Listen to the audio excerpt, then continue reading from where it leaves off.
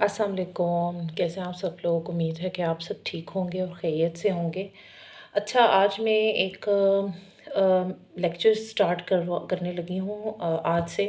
कुछ ग्रामर की बेसिक चीज़ें हैं जो मैं फ़र्स्ट ईयर और सेकंड ईयर जो फेडरल बोर्ड के लिए आजकल तैयारी कर रहे हैं, 9-10 स्पेशली उनके लिए मैं बेसिक कुछ चीज़ें लाई हूँ ताकि वो अपने पेपर्स की जो तैयारी है वो अच्छे तरीके के साथ कर सकें। तो बेसिक कुछ चीज़ें मैं आज आप लोगों के साथ ज़रा थोड़ा सा डिस्कस करूँगी।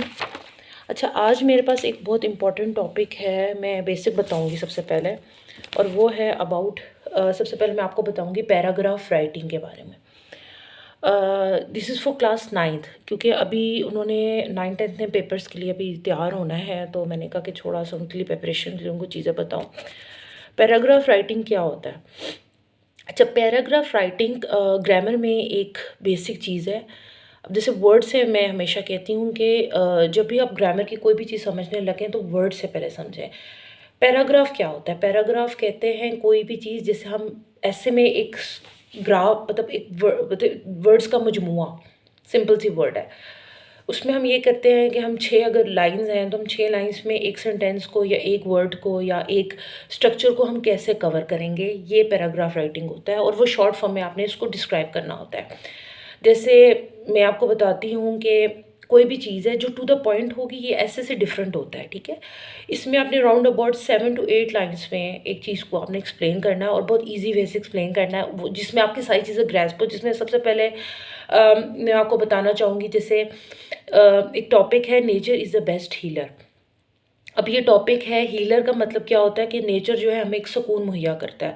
तो ये कैसे सुकून मुहैया करता है, कौन से पॉइंट्स होते हैं, आपने इसको टू द पॉइंट करना होता है। मेरी पहले बात समझें आप, ऐसे और पैराग्राफ डिफरेंट है। पैराग्राफ में आपने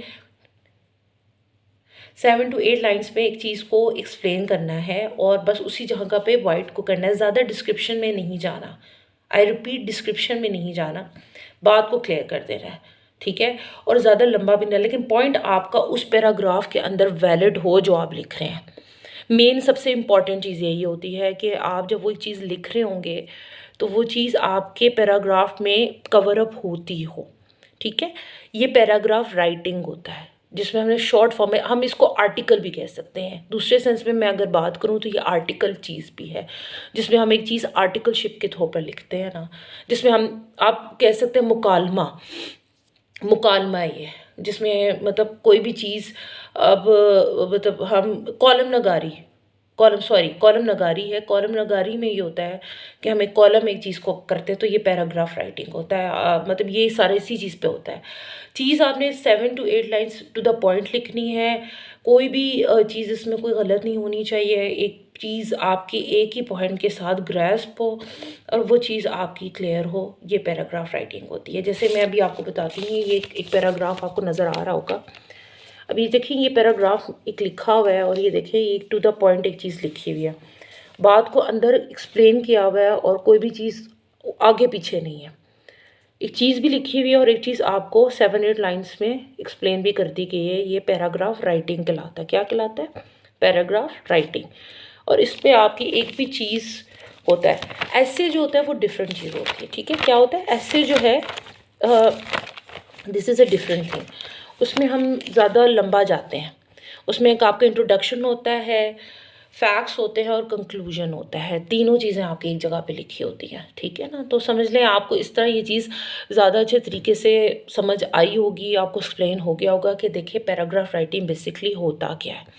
मतलब टू द पॉइंट आपने बात लिखनी है और उसमें कोई भी वजाहत नहीं होनी चाहिए। वजाहत, इतनी ज़्यादा डिस्क्रिप्शन नहीं होती, ठीक है ना। 7-8 लाइन्स में मतलब आपका जैसे कॉलम है उसको हम पैराग्राफ राइटिंग सिंपल वर्ड्स में कह देते हैं, ठीक है। उम्मीद है कि ये आपको ज़रा कुछ क्लियर हुआ होगा कि एक ग्रामर में हमेशा वर्ड को पहले समझा करें। जब आप वर्ड समझेंगे ना तो तब आपको आसान हो जाएगा कि भाई क्या है। मैं हमेशा एक बात अपने स्टूडेंट्स को भी ये बात करती हूँ कि हमेशा वर्ड को समझना चाहिए। वर्ड को जब आप समझेंगे ना तो फिर आपके लिए और इजी हो जाएगा वर्ड को एक्सप्लेन करना या जो भी ग्रैस्प करना, वट एवर इट वॉज, ठीक है। ओके, आई होप आपको समझ आएगा। आप नेक्स्ट वीडियो में मैं आपको इसके मैं ट्रांसलेशन के बारे में थोड़ा सा बताऊँगी। Thank you.